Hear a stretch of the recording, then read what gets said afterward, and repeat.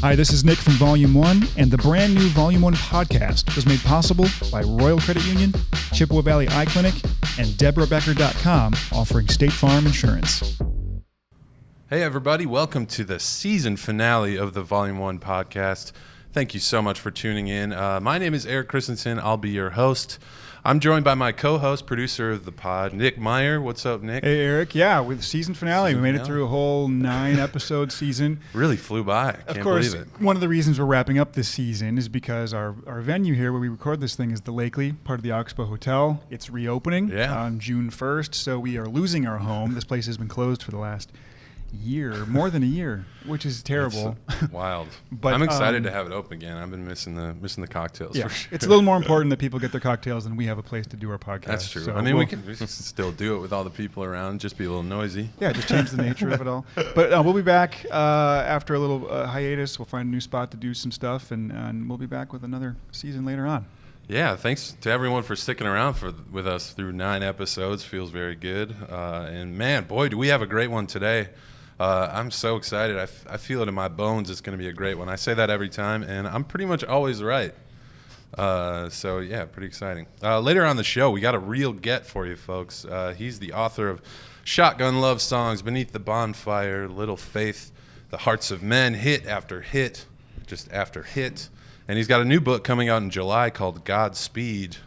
The illustrious Nickolas Butler is here. And it is a big get. I would say the biggest celebrity we've had, except we've had Judy Clark. Yeah, I would say Judy Clark is up here. Yeah, and then you drop several notches Nick down. Butler's kind of in here. Yeah. We still feel good about it, though. I mean, it's fine. But yeah, one of the best to ever do it right there. Excited to catch up with that guy. But first, we got lots of local stuff to get to with our esteemed panel, who I'm going to introduce to you right now. First, she's a local social worker and the owner, executive producer / host of a very amazing podcast called The Social Exchange Project, which is on its 2nd season right now. So happy to have her back on the show. Please welcome Sheng Elizabeth Lohr. Nice. Thank you guys for having me. I didn't think I was cool enough to come back, but here I am. The thing is, the sophomore appearance, the bar is way higher. Yeah. So we're expecting big things. All right, a lot of pressure. I got it. But thank you so much for coming back on. It's going to be a good one. And next, he's a local comedian and the co-founder of Clearwater Comedy here in Eau Claire. He works at the Ellie Phillips Memorial Public Library here in Eau Claire, and I'm told he's the king of books. Is that right? I think my actual title is Programming and Communication Services Specialist, but Book King. I think but King of Book Books. King works too. Yeah. I like King of Books. Programming and Communication Assistance Services. Yeah. And don't worry, our expectations for you are very low. Oh, man. That's where I thrive. That's where I like to be. But he's my next door neighbor and one of my best buds in the world. Please welcome Jordan James Duroe. All right. Hey, thanks for having me. I did want to say I can tell it's the season finale because Eric's his sartorial choices have slowly gotten more and more casual throughout the season. I think he was wearing a collared shirt first ep, and now we got the jean jacket, the gold chain. Yep. He's yeah. I didn't even know my chain. I'm gonna leave it out. Yeah, dude. Normally it's underneath, but it's the season finale. Yeah, you didn't know. It's real gold too. I don't know. But yeah, thank you, Jordan, and thank you, Sheng, for being here. Y'all are both great. This is gonna be a good one. So let's get into it, shall we? The first topic on the panel, where's the beef? Okay. It's right here in the Chippewa Valley, Apparently baby. everywhere. Yeah. There's burgers everywhere. We got big burgers, small burgers, local burgers, 2-for-1 burgers, Impossible burgers. The Chippewa Valley is might be the best place in the world to get a burger, I think. I think I'm going to declare that right now. It's straight up a burger lover's paradise here in the Valley. And as one of those burger lovers, this topic is near and dear to my arteries. So I'm pleased to announce that we have a bunch of new burger joints coming to town. So let's break down these burgers. First, there's Burger Boys, which is a new takeout-only ghost kitchen out of Randy's Family Restaurant. Those hot ghost kitchens. Mm-hmm. Yeah. I love the ghost kitchen idea. Ghost kitchen. Mm-hmm. Yeah, it's kind of spooky, but delicious. I ordered from a ghost kitchen the other night, and when my food didn't arrive, I called the place up that was supposed to have it, and they said, "Ghost kitchen? There hasn't been a ghost kitchen here for 40 years." Oh, that's great.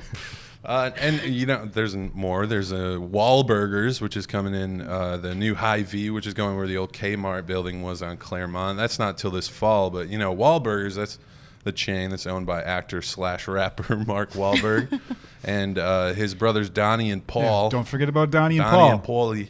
That's going to be in the new Hy-Vee. And finally, this one's a little weird.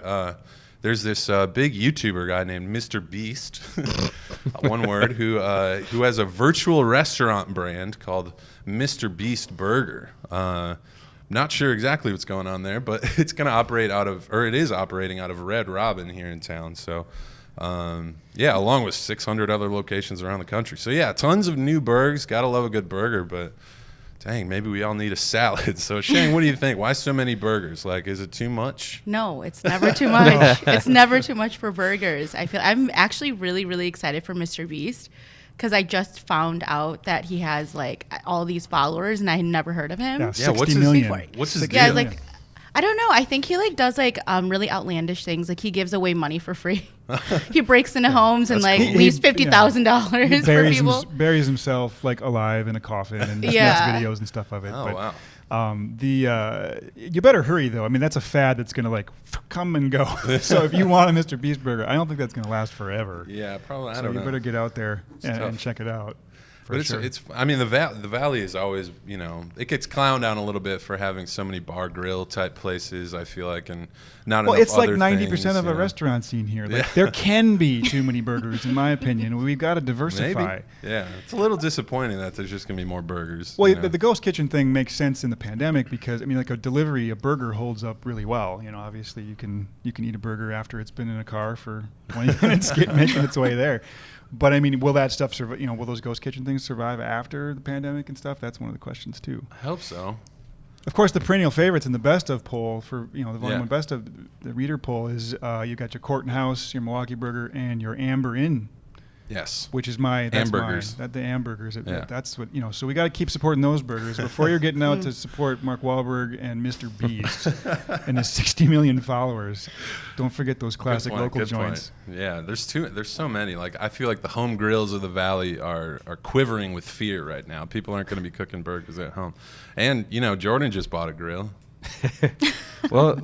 I gotta make my allegiances clear here right out of the gate and just let people know that I'm somebody who had their engagement photos shot at a Culver's. So, so as far as new burger chains coming to the area, will I maybe check them out? Like maybe once, but I'm all in on the Culver. I'm a ride or die for Butterburgers. Wait, is this sponsored by Culver's right now? I'm trying desperately to be sponsored by Culver's. Just have your life sponsored. Absolutely. I mean, Culver's comes up every single episode, so they haven't thrown any money our way yet, but we're working maybe on someday. But listeners, make that phone call. Ask for their support for the Volume 1 podcast. Dang, I'm hungry now. Should try them all. All right, let's move on. It's the summer of public art, I think. That's right, folks. There's pretty much murals and sculptures everywhere you look in Eau Claire right now. I mean, you take a 10-minute drive through Eau Claire and you're seeing like 50 different works of art. And we look out the side of the window of the Lakely right now and we could see at least 3 murals and a sculpture, I think. There's so many. And there's more public art on the way, too. Artisan Forge just put up their big Jurassic Park, which this local guy, his name is Dale Lewis, made a bunch of scrap metal dinosaurs that are out there that you can go look at and not climb on probably. But they also have a huge new mural on their building by local artist Enamel Hands that just says Art Claire, really big and like kind of 3D vibes. And they have a new community mural done by local middle and high school students. And here in downtown Eau Claire, there's the Color Block thing, which is taking new submissions this summer. So it's like a real trend that's happening now. Like every summer, it's like music festivals announce their thing. Like all these 3 ice cream places are opening, and there's 7 new murals to look at. So Jordan, I mean, mural fatigue, is that real? What do you think? Listen, as the hashtag influencer that I am, I need options for my selfies, okay? I can't be taking my followers will not be hitting that double tap. They will not be liking if I'm taking selfies in front of the same mural wall every day, every post. That's a pretty bland feed. Exactly. So I'm all for it. Give me more mural walls for my selfies. keep my followers happy. That's I'm trying to build my brand here. And if we so want I'm more all support for these things, we should really just be calling them selfie walls. Yeah, really. exactly. They're not murals. They're not art. They're selfie walls. Yeah, as long as at least one of them has the angel wings coming, so you can take and then I'm happy. They have that at Artisan Forge, I think. Oh, perfect. Well, then maybe we're good then. Actually, yeah, we're done now. We I'll got meet the you there angel later. wings. That's what we'll do later. Okay. Take selfies. Do some There we go. Do a selfie sesh. I mean, obviously, I'm all all for. I mean, I think we're all for more murals, of course. But I would like to say that not all murals are created equal. There is accounting for taste, on some levels. So I mean, we want to make sure that we're doing this with sound artistic judgment, which of course is in the eye of the beholder. But somebody knows, has to help what's good and what's not. So just so we don't, over mural it with junk. That's all. Yeah, it really is. It's becoming part of the city's real artistic identity, I would say, just as much as kind of music and other kinds of art. It's like, I mean, I feel like that's something that Eau Claire is becoming known for, is just having a bunch of stuff around that you can, do selfies with. Welcome to Eau Claire. Enjoy our bunch of stuff. I feel like the more art, the better. But I'm actually really excited. I love what Artisan Forge is doing. I love all the different vendors that they have and that they're hosting there. So I'm really excited about the competition of people submitting in, what they want for murals. And so I'm excited to have more art here in Eau Claire. Yeah, and those you can submit your ideas till June 1st there, and then they pick them by the end of June, and then they'll start painting those in August. So watch for that.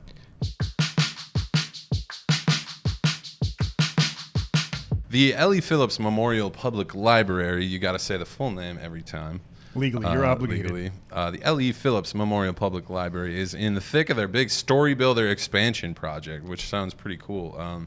Huge fundraising campaign, lots of cool looking plans to renovate the library. It's way more than books. I mean, there will still be books, but since we got library employee, the king of books, Jordan Duroe, on the panel today, the stars have aligned at the perfect time to talk about it. So, Jordan, no pressure, but you're kind of representing the entire project right now, and it's a multi-million-dollar project. So tell us what's going on there. Well, yeah, no pressure. We have like $600,000 left to raise. Pony up, 96% there. So I feel like if I'm charming enough single-handedly on this podcast, I might get us there. We're gonna get it over the line. Yeah, right now. So here we go. I got a 5 in my wallet right now. There, yeah. Hey, we'll take it all, man. Do you take Venmo? We joke, but honestly, there's been over 600 donations thus far, and they range from a couple of bucks from kids who come to the library up to over $1 million from the Ellie Phillips Memorial Foundation. See, now, to be honest, that is not an impressive number to me. 600. That is not enough people donating. I mean, that is. The thing has been amazing. There's $11.5 million of actual city money, and the goal was 7, I think, right, of privately raised money. But 600 people, 600 donations, companies, businesses raised $6.3 million or so.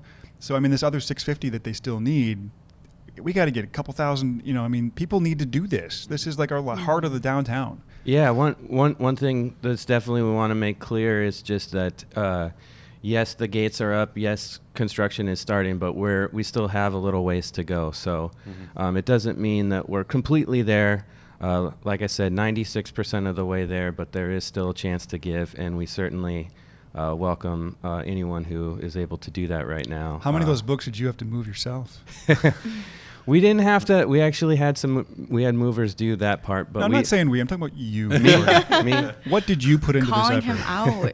I mean, think how just as a person how miserable it is to move books. Oh yeah. When you move. They're heavy. I mean, one box of books is like 80 pounds. Yeah, it's all about small boxes is the tip, Eric. Oh yeah, Small boxes. I think just don't own books. Sorry, Nick Butler. Wow. I'm more of an HBO kind of guy.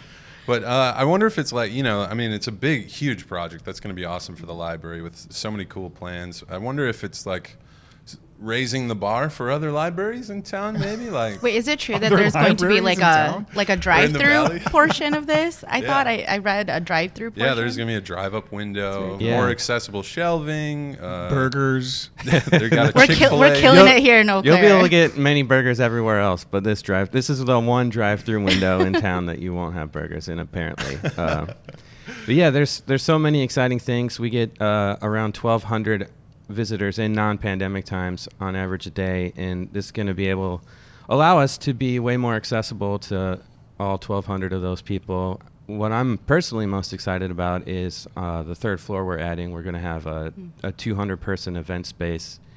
Will allow us to do a lot of different programs and expand the programming we offer in terms of lifelong learning and book talks. And, very cool. We partner a lot with the Chippewa Valley Writers Guild and having people like Nick Butler come in and talk. And so, what about Judy Clark though? Is she I'm Judy. Call us. Let's get Judy in. Give a little TED talk or something.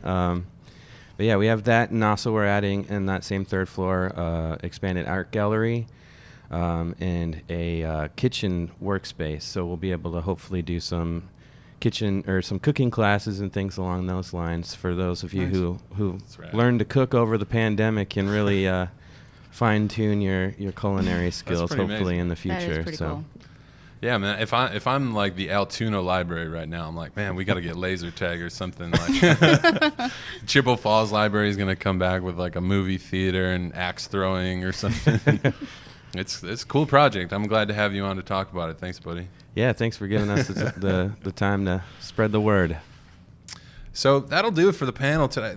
Thank you guys so much for being on. Oh my gosh, thank you, Jordan. Thank you, Sheng. Sheng, do you have anything you want to plug? Maybe just my podcast. I don't really know.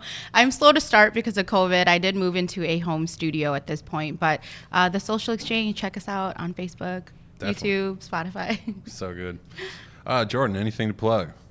Yeah, my new celebrity restaurant, Robert Downey the Hatch Jr.'s. No, you have a lot of business ventures. How many ventures. of those do you got? You got a big list I there came somewhere? prepared, yeah, no. You just, these are off the dome? I don't really have anything personally. I do just want to plug Clearwater Comedy. Follow us online. We're slowly finding ways to bring live comedy back, not Zoom comedy. We're done with that.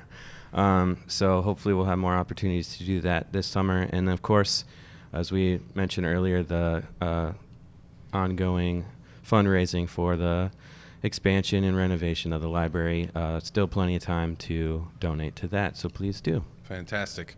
Our panelists will be back. Our panelists will be back later for game time, and it's going to be a real hoot. We got to take a quick break, but we'll be right back. We're talking with Nickolas Butler, so stick around. Nick, we got to talk about one of our amazing sponsors, Royal Credit Union. Oh, heck yeah. I love talking about them. They've been with us since the beginning of the podcast. They've been involved with a ton of cool stuff that we do in Volume 1, and they always have cool stuff to talk about. Yeah, we've talked about their financial tips or their Money Donuts podcast. Tasty one. But today I want to talk about their nonprofit, the RCU Foundation. Yes, yeah, the foundation. That's where all the money they raise through that group goes directly back into the community by supporting projects and nonprofits in town that really are doing good for everybody around here. Definitely. And here's a cool thing. With every purchase you make with a Royal Credit Union debit card, they put up to 5 cents directly into the foundation. So you buy a beer, boom, that's a new exhibit at the Chippewa Valley Museum. Yeah. You buy some groceries, bam. Bam. That helps countless people at the Family Support Center. Have an egg roll, and boom. Boom. You're helping support the Eau Claire Library. Bam. Boom. Man, you got the better lines on this. Essentially, that it is that simple with the foundation. Last year, the RCU Foundation gave more than $500,000 back to the Chippewa Valley, which is just so cool to be able to do that. Very cool. But that's really Royal Credit Union for you. That's what they do. They're turning small change into some big things around here. Join Royal Credit Union and learn more today at rcu.org/join now. Welcome back to the Volume 1 podcast, folks. Thanks again to Jordan and Sheng on the panel. They'll be back a bit later to play some goofy games all about Chippewa Valley stuff with us. But first, wow, we are thrilled to announce our next guest.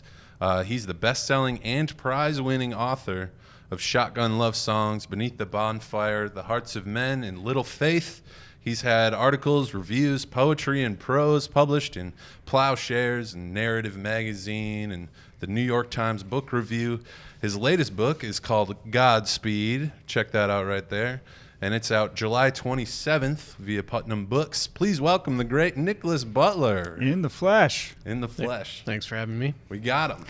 Can't Now, believe I it. heard that there was maybe a turkey hunt this morning. There was a turkey hunt. Where? It didn't go anywhere, but It didn't go anywhere. it was not successful in the traditional hunting Now, is this terms. where does one turkey hunt? Is that on your own land? Or is there where do you go? It's on Galloway Street. Actually, there's a bunch of turkeys there. There's a new bar. You're for looking in the turkey wrong hunting. place. Yeah, I bought a license. I've never been turkey hunting before. This is all new to me. This morning, first time ever. Last week was my first Okay, time last week. ever. All right. Good. So I bought a license in like the wrong zone. A real turkey hunter would know what zone he actually or she lived in, and so I bought one for like the Oliva Strum in southern Wisconsin area, which is fine because that's where Regina's people are from. So Regina's people. yeah. That's where her kind Yeah. comes from. Oh, So yeah. that's where you hunted this morning then too? Up Yep. there? Or I you- was yeah. outside of Strum. And yet to get a turkey at all. No, I've never shot a turkey. You have the call down? Can you give us a call? I have something called the sultry hen turkey call, which is like a piece of slate that you drag like a piece of wood across, and it makes little. So you chirps. haven't mastered the vocalization. No, of that not yet. at all. No. The sultry hen. Sultry hen. It's going to be the next Nickolas Butler Yeah. book coming Yeah. out in Yeah. 2022. Man, Sure. who knew turkey hunting was so racy? Yeah. Oh, it's all. Sultry. Man, it's all about sex out there. That's true. Out there, Yeah. on Out the there land. in the wild. Yeah. It's uncontrollable. So what's kept you going through this whole pandemic? I mean, you can't tour, you can't do book readings and things. What are you doing out there? Yeah, my least favorite thing these days are the writers who talk about how productive they were in the last 18 months and what a good time it was for them artistically. It just sucked for me. Yeah. I hated it. Hated it all. Yeah. Is it turning a corner yet, or are you still in it? No, I feel optimistic now. I went out for my first beer a couple weeks ago, and it was good, and I'm fully vaccinated. But I didn't, when I got into writing, I thought it was just about the books, and then I was fortunate enough to be able to tour to promote my books, and that became a component of my life. And I didn't realize how much I really enjoyed talking to booksellers, talking to librarians, talking to readers until somebody said you can't do it. Yeah, that's like real life feedback, constant conversation Yeah. about the work and about life. And Yeah. And we live out in the country, and I don't have coworkers, so I was kind of just starved for interaction with people. That's my interaction. You're not like doing readings for the chickens or anything out there, No. just to stay on your game. And No. nobody, I was forced to become the school teacher, and my kids didn't want to learn from me, no matter how creative I made it. I had music appreciation class where we listened Nice. to jazz or classical or classic rock, and they were like, "This is stupid," And I tried to do birding; they didn't want to do that. Man. Nothing worked. The next generation, they're not birders. Yeah. They'll get into jazz in about 10 years. Don't worry. But it must figure it out. so. It must feel good to kind of come out of that moment with a new book. You had something in the hatch ready to come out, so Yeah. it's not like you're in this weird doldrums. You got the new book. Yeah. I mean, tell us about what you're excited about with that coming out, and then maybe tell us about the book. Yeah. So it's kind of a different book for me. It's more of like a thriller. It's not based in Wisconsin. It's based in Jackson, Wyoming.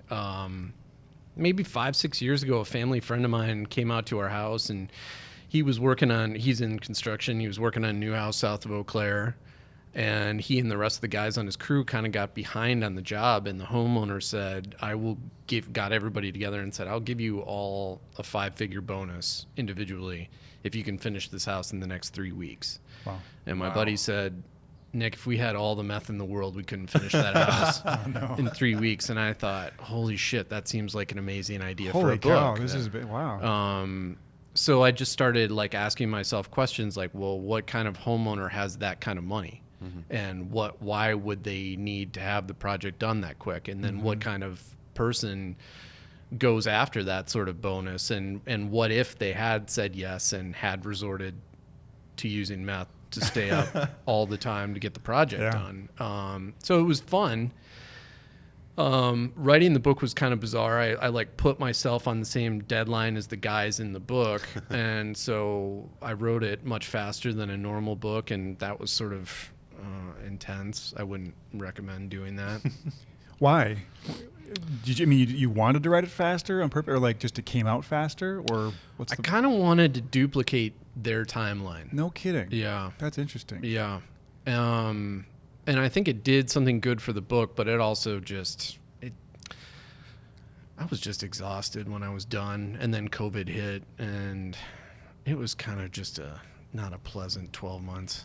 Sure. Well, I'm reading the book. I'm about a little over halfway through, and I mentioned to you before we started, I just kind of went through chapter 25 there, and like last night there was 2 major back-to-back things in the book, which is turning like this is going to be a downhill ride here from here on out. It's like, guys, I've been enjoying it, but all of a sudden, like major earthquake event in the book that you gotta get to that point, and then I think things are going to shift. So I don't know what's going to happen.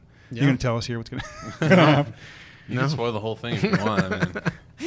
I mean, amazing literary fireworks are going to happen for that final. And not to name drop here, but the other day, Governor Evers was in the Volume 1 office at the local store, and he came to visit us and hang out a little while a couple years ago, or whenever, shortly after he was first elected, and he came in and was asking what to get or whatever, and Your Little Faith had just come out at that point, so he bought that. Yeah. First thing the guy asked me when he walks in the door, he's like, "I think I heard there's a new Nick Butler book." And Shut up! He didn't. He did. And I remember, yes, he did. That's so weird because I'll tell you a story. But I told him this is the first one not.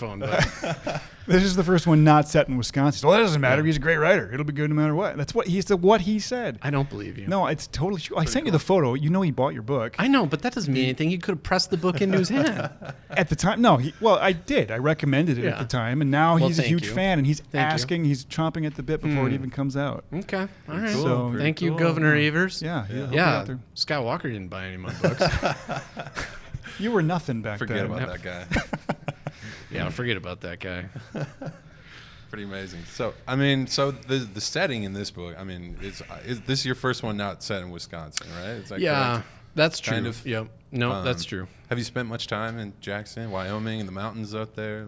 Yeah, so we took a family trip. We take every fall we fly out to Denver. We rent a camper van, and then we go to different national parks. Nice. And so I think it was maybe 4 years ago, we went up to Yellowstone and then came south through Jackson and the Tetons, and I was like, this is where we got to set the book, because I could just up the ante with everything. The landscape is more dramatic. The seasons are more dramatic. And the wealth inequality is way more dramatic. I don't know if you've ever been to Jackson. Yeah. I went with my family a long time ago, but I was totally naive. I thought, this is a beautiful mountain town. I wonder if I could live here. What does real estate cost? And then I looked and was like, holy shit, you can't be a normal person and live in Jackson. It's not huge possible. Tourist economy and just but at the same time, normal people need to support that economy. That's right. So these rich people can come in. And that's, the book, obviously, that's the whole thing. It's exploring that dynamic of the haves and the have-nots, and the kind of the greed, and some guys that are trying to build something for themselves, watching all these other people with money, and it's interesting to see all that play out in the book for sure. Yeah, pretty relevant thing for these weird times too. Was that your intention, to really make that a focal point, the kind of class structure? Yeah, it was. When we moved back to Eau Claire back in 2013, we bought our property out in the country, and we commenced building a house. And it wasn't really until after we finished building the house that I thought, do I need this? And why did I do this? And does my house look like my neighbor's house? And what does it mean if it doesn't look like my neighbor's house? Yeah. And then you think about doing that on a scale of tens of millions of dollars, and you probably have 3 of those houses. And then you think about the wealth inequality in the country, and it's bananas, So yeah, I was absolutely trying to explore that stuff. And then there's a passage in the book too where he's talking about building this gorgeous, amazing, mountaintop mansion, really, and then he's going to shop for his own home, and with his wife, and what they can afford, and how crazy the prices are, and everybody can relate to that right now in this market. But it's ruined other homes for him, and it's that's not the important part of a home. But when you spend your life, building like that, it kind of does something to you and what you want and what you can afford, and then you're maybe bitter or not based on what you can. And so that's one thing that's really cool about the book. So good job looking through all that. Thanks, man. And you have this gift at writing really lived in kind of fiction, and and you could tell a lot of it comes from personal experience. You know, like what is your process like for developing characters? Are you taking stuff from real life from people you've met, or you can just kind of coming out of nowhere with it? Well, I mean, how does that work? All through my teens and 20s, I just had horrible jobs. Yeah. I mean, I never made any money, and I'm not being like exaggerating. I had dangerous, crappy jobs. I mean, you were like a meat packer at one point, yeah, right? Mm-hmm. Meat packer, liquor store clerk. I was a coffee roaster, which I loved doing, but it was physically demanding work, and you're not going to get rich doing that. That was my, and my parents owned a warehouse here in Eau Claire when I was a kid, and so the guys that worked in the warehouse were scruffy, but they treated me really well. And you were the boss's kid. They had to. Well, they were under strict instructions to not treat me well. Oh, really? Yeah. Nice. Yeah. I mean, I remember shrink wrapping pallets on the hottest days because none of them wanted to shrink wrap on those days. And so I don't know. I guess I feel like so fortunate to be where I'm at publishing, and there's always been a part of me that's thought like, when's this going to end? And am I going to have to go back to those jobs? Yeah. Because I'm pretty unemployable at this point. Like, I've been my own boss for going on 12 years. Yeah. No, you have no discernible skills. Not really. I've really thought about it. Yeah. And you don't. That's true. Yeah. I have a capability to endure. I can do a crappy job. Yeah, and in meat packing and some of those things you need to endure. Yeah. Certainly. Yeah. So. Which one, if this writing thing blows up, which one of those would you go back to? Oh, I would like to open up. I mean, if I had tons of money, I could see opening up a coffee roasting company. Nice. Yeah. It was fun. It was romantic and fun. I'd travel down to Panama and go to El Salvador and Costa Rica and visit farms and yeah. That'd be incredible. Yeah. Yeah. So you got that in your back pocket, Maybe, yeah. So what else? So I mean, you can't tour with the book. So how are they going to get it out there this time? I mean, what's the plan? Well, there's going to be Zoom events at different national bookstore locations. And there's going to be a select amount of in-person stuff that just started happening. Good. You and I can talk about that later, but I think like the company line coming out of New York City or out of Big P Publishing is basically they don't want in-person events. They'll let you do it, but the thing I'm learning too is like different bookstores in different communities have different comfort levels, entirely different comfort levels. Up in northern Wisconsin, people are ready to rock and roll. But they've been rocking and rolling for better or worse. But other communities aren't in that space, and I respect all that. I mean, so yeah, it'll be an interesting outing, I'm sure. Yeah, tougher to do. We also do. You can pre-order the book right now. Yeah. With the local store, if people would like to. We've got a code. You can save you money, listener. Promo code Butler. Yeah, if you go to volume1.org, you can find the new book. It won't be out until July 27th, but you can get a 10% off both the book and anything else that you want to order with that promo code Butler. Yeah. And that's Butler. And I suspect those copies will be signed too. So. I think that's probably up to you. Yeah. If you suspect it, I think you can make it happen. Okay. All right. Somebody will sign them. Yeah. I'll sign them for you. I'm pretty good. We'll just make sure they're signed by somebody. Yeah, I'm a pretty good forger. So. No, but that's the way to do it. Support us if you can. At a difficult time, support Nick at a difficult time, and you'll get a signed book for 10% off. Well, fantastic, Nick. Thank you so much. Besides the book, is there anything you want to plug quick before we play some games? Oh, man. Well, you could always buy my older books. They're all at the local store and nationwide. Yep. And right now, Little Faith is the all Iowa read. So every public library in Iowa is reading that. Oh, cool. That's great. That's kind of a cool honor. So, yeah. Rad. Well, thank you so much, man. Thanks for having me. So stick around, folks. We'll be back with more show. Our panelists are going to come back and play some games with us and Nick Butler, so stick around. All right, Nick, we've got a sponsor to tell folks about, Deborah Becker of State Farm Insurance, at deborahbecker.com. Yeah, okay, a little insider info here. When we decided to create this podcast, the very first business we wanted to check with for sponsorship was Deborah Becker from State Farm. And that's because She is always up for the new, the experimental, and anything that she thinks is good for the people of Eau Claire and the Chippewa Valley, and she has supported so much stuff from Volume 1 over the years, new publications and community events, videos, really just all kinds of different things. Absolutely. And, it's not just Volume 1 either. I mean, it's the entire community. I mean, they're pumping money into community projects like the Boyd Park Plus, the sculpture tour, concerts, art installations, just so much stuff that the entire community can share. Yeah, it's cool. And that's the thing, because to some degree, to people like us, we're just lay people. Insurance is insurance. We don't know the difference. So I don't. Sometimes you pick your people based on who shares your values in a community. Who do you think's making some cool things happen? And for us, for that Volume 1 anyway, that's Deborah Becker with State Farm. And it's pretty cool to work with the people that are sponsoring the podcast. Totally. Deb and Casey there at State Farm, they have their office right downtown, right on Barstow Street. They have everything insured that Volume 1 does, and in my life for a bunch of years. And really, they're just approachable, available, understandable, and above all, they're just decent human beings. And that helps. It does help.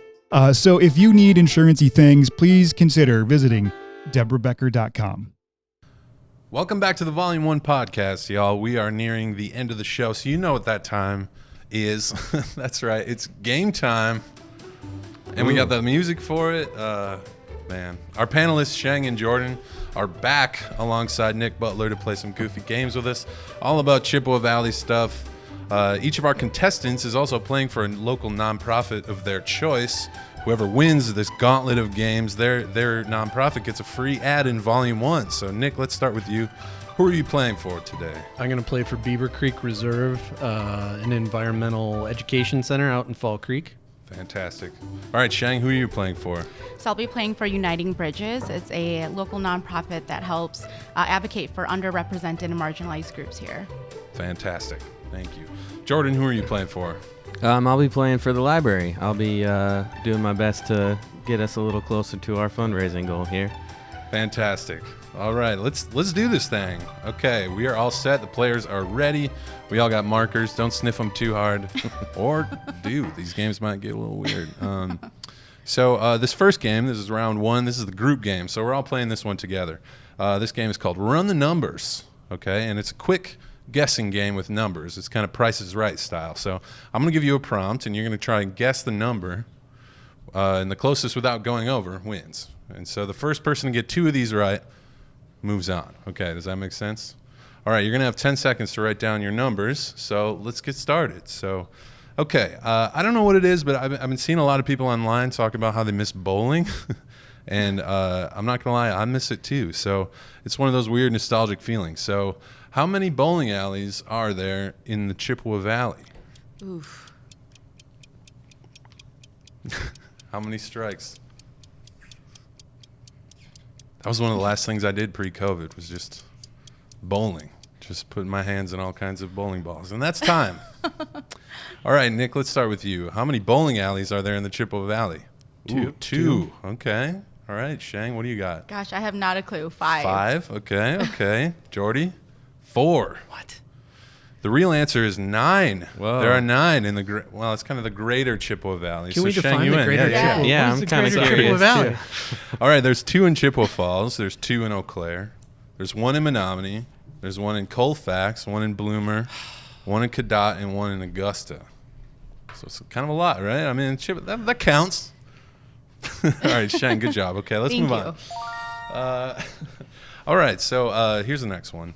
So Forbes recently released their 2021 Billionaires List, which is a thing that they do. And John Menard, who is, of course, the founder of Menards, is still the richest person in Wisconsin, and his wealth grew by $3 billion in the last year. So as estimated by Forbes, what is John Menard's net worth today? In billions. Because it's the Billionaires List. Very rich guy. Can you hear this? And squeaking time. away? You can hear the squeaking. Yeah, there's still some squeaking. The time is sort of loose. All right, Jordan, let's start with you this time. What is John Menard's net worth? 25 bill? 20. You got $25 on the card. I don't know. 25 billion. Okay. B. Sounds good. Okay, Sheng, what do you got? I really don't know. 6 billion. $6 billion? Okay. All right, Nick. 75? 75 billion. Oh, Oof. man. The correct answer is 14.3 billion. So Sheng, you win I again. win again? Wow. You guys went over. I don't win anything. That's 2 in a row. Congrats, Sheng. Okay, you won. Run the numbers. Congrats. Thank that you. means that you move all the way to round 3. Pretty exciting. Congrats. So It is. so round This 2 very is exciting the for me. round 2 we call the losers game. Okay, and so Nick and Jordan, you guys are the losers, and you don't want to lose the losers game. I'll tell you that. So I feel it. So Sheng, you're not exactly sitting this one out either. You're going to actually have a pretty important role in this next game, which is called Here Comes the Pitch, and it's a little bit more creative. Okay, so picture that we're in a boardroom right now. Okay, Sheng, since you won, you're the CEO, and it. Jordan and Nick, you're aspiring copywriters, coming up with some new slogans for businesses in the Chippewa Valley. Little conceptual, I know, but trust me, it works. So I'm going to give you. So we're going to have 30 seconds to write down your new slogans. I'm going to give you the local business and what their current slogan is. And then you got to write a new one. And then Sheng, you're the CEO. You're going to pick your favorite. Oh, I get to pick. Okay. Yeah. I have so much power. I'm excited about this. Okay, well, does that all make sense? Yeah, All right. he's a writer and I'm a comedian, so No, if we do don't- bad at yeah. these, it's going to be really embarrassing for both of us. So. Well, I mean, we'll just It's not going see very how well it turns for me out. right now. There's so much confidence behind this game right now. We can do this. All right, so we're going to do best 2 out of 3 rounds, okay? And you'll have 30 seconds each time. And best 2 out of 3 wins. Okay, so let's get started. This is called Here Comes the Pitch. Your first one is for the Eau Claire Downtown Farmers Market. Their current slogan is Buy Local, Eat Fresh. 30 seconds on the clock. They kind of took the Eat Fresh part from Subway, but I think that's okay. It's a good slogan. It is a good slogan. And it makes sense. You know, the farmers market is back up and running. Feels good. I think we can give them some creative juice with our talented writers. Some copywriters here in the boardroom. Once the jingle is over, that's all the time you have. All right, fantastic. Nick, let's start with you. So the Eau Claire Downtown Farmers Market. Let's see your slogan. I came up with green, good, sweet food. It's sort of a poem. Green, good, sweet food. Yeah, it's that kind I'm of digging it. I'm digging it. that slanted rhyme. It's kind of nice. Green, good. What was the last part? Sweet food. Green, good, sweet food. Yeah, that's great. It's Yeah. clearly very catchy. I appreciate that. Poetic. All right, Jordy, what do you got? Well, I think they've already got the health conscious buyer on lock, so this is more for people of my style with the farmers market, and it's walk past healthy stuff, buy lots of cinnamon buns. You win. It's kind of wordy, God. but okay. I mean, Sheng. it doesn't roll off the tongue. It's a but- little wordy, but All I think right. I dig it. 'cause CEO Sheng. I'm living for that life right now. So I choose that one. All right, Sorry, good job, Nick. Jordan. It's okay. Shout out- We'll still I'd be have done friends. I would have done the same thing. Shout out to Bohemian Ovens. They're doing good work over there. Is that who you're playing? Just kidding. Okay, great. Okay, now we get the concept now. So let's do round 2. This is for Visit Eau Claire. Okay, and their current slogan is Clear, Cool Culture. 30 seconds. Clear, cool culture. They got some alliteration for Eau Claire. Clear, cool culture, community. Chill. It's chill. Just trying to I think think more you should be seniors. playing this I game, know. actually. You're doing really well. I'm just trying to talk through the jingle. All right, Visit Eau Claire. Let's see what our copywriters came up with. Jordan, let's start with you. All right. Visit Eau Well, Claire. I mean, this is all you really need. Something Bon Iver. Just mention Bon Iver, you're good. Yeah, okay, cool. So- Okay, something Bon Iver. All right, Nick, let's see what you got for your Visit Eau Claire slogan. We have 2 rivers, beer, and inner tubes. Okay. I go with that one. So. Yes. Yeah, you know, there's a little more to it than just Bon Iver. I just Jordan. heard Come beer, on. and that's all I cared about. I was sold. All right, we are all tied up in the boardroom here, so we have to do this tiebreaker round. Okay, here comes the pitch. This is for Country Jam. Here's their current slogan: "Songs sound sweeter, friendships last longer, stars shine brighter, beer runs colder." That is not. Is that really the seconds. slogan? Yeah, they have it all over their social media. Oh, gotcha. If you dig around. Country Jam. Beer runs colder. They ended on the beer because they know what it's really about. Yeah. Friendships last longer if you go to Country Jam together. They should do couples therapy at Country Jam or something. Stars shine brighter. It's kind of poetic, you know, really. They really encapsulated it. All right, folks. High pressure situation here in the boardroom. Nick, let's start with you. What is your slogan for Country Jam? Yeah, all I could come up with is drunk and dusty. I like it.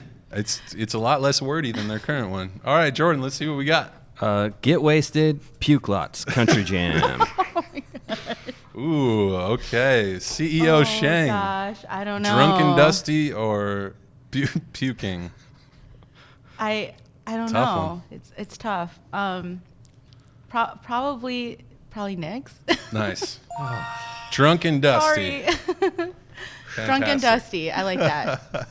I like it too. Another They should adopt that alliteration. one. I was looking for a third, but I couldn't come up with it. But I should have mentioned, if I don't bring this home for the library, I'm probably going to get fired. So, no pressure. You don't have to reconsider or anything. Come on, man.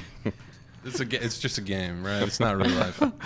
All right, fantastic. So, Nick, you won. Here comes the pitch. Congrats. Feels good. It does So feel good. let's move on to round 3. Okay, so this is the winners game. This is between Nick and Sheng. Jordan, I'm sorry, you lost the losers game. Wow. So you lost. You're the Hurtful. ultimate Well, big and loser. I'm fired. So Yeah, you're thanks. fired. Thanks a lot. Yeah, too bad. So sad. Okay, so this last game is called What's in the Koozie, okay? And we got a little koozie here. Joel's got it back there. Give that to Jordan over here. So this, what is in the koozie, I bet you're wondering? Well, the koozie is full of a bunch of scraps of paper with different Chippewa Valley stuff on it. So not beer. So not beer, no, unfortunately. But Jordan, you're still in this. So it's kind of a catchphrase style game. So there's a bunch of Chippewa Valley stuff in there. Jordan's going to pull it out of the koozie, and he's going to try and make you two guess what's on the card without actually saying the thing. And so we're going to put 2 minutes on the clock, and we're going to see who has more at the end of 2 minutes. So are we ready to play What's in the Koozie? So I chose my opponent, basically. Yes, you Darn. did. Yeah. Okay. You would have picked Jordan if you had known. So it's like catchphrase where I'm trying to get them to know the word without Saying it it. outright. Okay. Yes. Okay. Are we ready to Can play? you provide me with an example of what potentially could be in the koozie? Ooh, I Even think it'll like make a- sense once we start playing. Sorry, I'm just thinking of Beaver Creek and all the wildlife. Yeah, there's stuff there. I don't want to let Just them say drunk and dusty. You'll win. Okay. About the possums. Okay. 2 minutes on the clock. Ready to play? All right. Take it away, Jordan. All right, this is a hall on campus, and it's also a song by aforementioned Bon Iver. Towers. That's one for Nick. Darn. All right, this is a butcher shop. Rumps. Ooh, 2 for Nick. Killing me. This is a band, a local band made of cheese curd eating, beer drinking Them fellas. Coolie Boys. Yes. Hey, that's one for Yes. Sheng. Shout out to Soren. This is up the street. They wear a lot of hoodies. Hipsters. Close, but it's a company. Ambient Ink. No. Oh, Jamp. No. Jam. Oh, 3 for darn. Nick. 1 for Sheng. All right, local chain of movie theaters. Minecon. Yes. Ooh, 4 for Nick. Annihilation. Coffee shop just opened up back up to the Easy public. DC. Different one. Oh, Shift. No, another one. Keep going. I don't. 1 minute left. On Water Goat. Street. On Water Street. The goat. The other one on Water Street. Sorry. Waffle Place? No. All right, you can throw it out. Get a new Okay, one. sorry. Uh, What was it Racy's. though? This Racy's. is Racy's. racist. This is a neighborhood that's not the East Hill. Putnam Heights. Keep going. What neighborhood do you live in? It's closer to campus. Third Ward. Yes. Ooh, 5 for Nick. 30 seconds. Brewery in Menominee. Zimmergy. No. Lucette. Lucette. Set. Yes. Ooh. Love Lucette. All right. Speaking of the beefy topic from earlier, this is a restaurant. You can go and get one Cornhouse. such. Milwaukee Burger. Yes. Ooh. The mascot for one of 10 the seconds. high schools here in town. Old Abe's. Yes. Oh. 5. And the shop next to Racy's on Water. You can buy... Truckers Union. Yes. And that's time. Oh, Wow. That was a complete total domination. annihilation. Yeah. I did wow. you a solid, and We got- here we go. You guys let me win. That's nice. Yeah, of you. yeah, we're just cheesing them up. Okay, congrats, Nick. That was Congratulations. That was the most lopsided koozie game we've ever had. Nick had 9 of them, and Sheng Thank got you. 1. Sheng got 1 though. Them Coolie boys. Yes. You Represent. got like the best one. And that guy wrote the that's liner truly. notes for the album. So Oh, really? Yeah. I think you should get 4 points for that. Yeah. You still lost though. I still lost. It's okay. So congrats, Nick. Beaver Creek Reserve is going to get a free ad in Volume 1 for your performance here today. What do you have to say for yourself? I'll say this: I have a board meeting tomorrow, so you have no idea how happy you've They're made going to me. be so excited. They're going to be really excited. All right, fantastic. Well, thank you all for being on the show, and thank you for playing some dumb games with us. We really appreciate it. Take Super care, fun. y'all. We're going to be right back with some more Volume 1 podcasts. Stick around. Nick, one of the reasons we all live in the Chippewa Valley is for the beauty that surrounds us. Right. You know, the woods, the water, but to get serious for a second, if you want to enjoy all that splendor, you got to take care of your eyes. You really do, and that's why it's so helpful to have a full-service operation like the Chippewa Valley Eye Clinic right here in Eau Claire. Right. We've told you about them on the podcast before. You know, they offer routine eye exams for glasses and contacts, LASIK surgery, cataract surgery, eyelid surgery, treatment for glaucoma, and so much not only more. all of that, but now they have expanded their services to include vitreoretinal surgery as well. And that's a big deal for this area because previously some patients maybe had like a retinal detachment. Ooh, that sounds serious. No, it is, and they would often have to be sent to the Twin Cities to undergo surgery. But now we have a highly qualified provider offering these services right here in Eau Claire. That's so great. So whatever you need to take care of those eyes, don't put it off. Call to schedule your appointment today. Find more information at cveclinic.com. That's Chippewa Valley Eye Clinic. Seeing the future. Welcome back to the Volume 1 podcast, y'all. Wow, fun episode. Great season finale. I think we're doing good. And then Nick Butler knows his local trivia. That guy just rocked through those. That was, him and Jordan had this kind of mind meld situation. Blistering What's in the Koozie edition. That was unfortunately pretty lopsided. But, you know, Beaver Creek coming away with a free ad, that's not, Yeah, that's can't not a complain bad with thing, that. of course. Thanks to our guests again. Jordan Duroe plugging the Story Builder campaign for the library. Hopefully they can get that last push of donations. Sheng Elizabeth Lohr with the Social Exchange Project debuting its second season. Good stuff. Yeah, good crew. And, of course, you know, Nickolas Butler, he's got this great new book coming in July. We got the promo code for that at the store. You can use the code BUTLER if you want 10% off that book. At the localstore.org. Yes. Yep, sorry. You do, Didn't know if you were going to get to that or not. at the localstore.org when you pre-order the book, and you also get the discount on anything else you buy at the same time. So do that. The book is out July 27th. That'll be available at the store on that day. Signed copy with the pre-order, so pretty cool. Hey, you know, you never asked me what I want to plug. I guess we did just plug the book. Yeah, over you there. want? I mean, yeah. I'm gonna plug. You know, I'm excited Season about this finale. outdoor season of events we talked about and everything. Yes. That you know, there's a lot of stuff gonna be happening this summer, but I still want people to get that vaccine. Oh, so yeah. I'm gonna plug the vaccine. Get the vaccine. You have a menu of 3 options to pick from still. So get out there. I got all 3, and they're both they're all amazing. Yeah, each Feels a little experience different, was yeah. unique and incredible. Yeah. No, but talk to your friends, talk to your family, help everybody get that thing rolling so we can all move on with our lives. Yeah, get vaccinated. Come out to Sounds Like Summer this summer. You know, do things with people and don't put them at risk. You know, it's a good thing. So yeah, cool. That's a good plug. Yeah, Good plug. thanks. I appreciate you giving me the opportunity. Yeah, the one time. So yeah, I also want to shout out our sponsors one more time: Royal Credit Union, DeborahBecker.com, and the Chippewa Valley Eye Clinic. Thank you so much for your support. For real, couldn't have done it without them. And big shouts out to the team for making this all happen. For Chase on sponsorships and Taylor on design, and Joel and Alex back there on tech. Thanks, guys. Thank you. And thank you all for listening. That's the end of season 1. Wow. Be on the lookout for more. There's more on the way. So for the Volume 1 podcast, I'm Eric Christensen. Take care.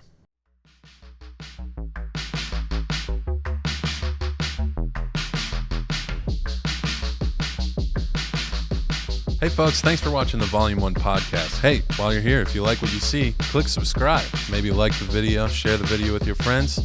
Check out other episodes of the podcast. It's going to be a lot of fun. Thank you for watching.